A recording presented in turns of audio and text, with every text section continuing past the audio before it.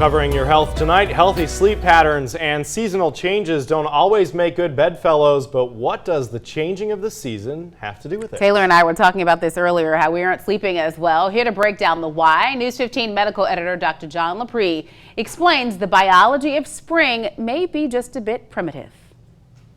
Trouble sleeping? Spring disrupts your biological clock, and insomnia is common. So what's happening here? First, a quick science lesson. Our Earth tilts as it rotates around the sun. The part tilting toward the sun receives more daylight during the day.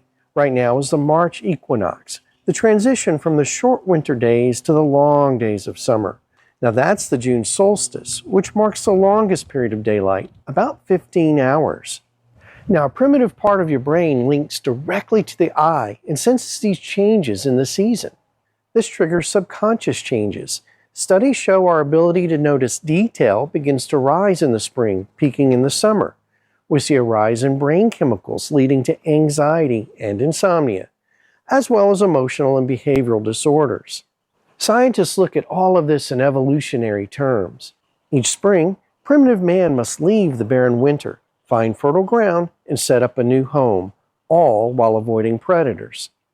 Now let's look at this issue of insomnia a little closer.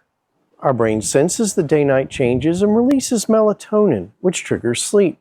More daylight means less melatonin and less sleep. And while taking melatonin helps, there are some additional things you can do. Turn down that light at night, especially the light emitted by your phone. Avoid caffeine in the afternoon, exercise during the day, and avoid naps. This really screws up your sleep-wake cycle. So increased anxiety and trouble sleeping could just be the biology of spring. Wishing you better health. Dr. John Lepre, News 15.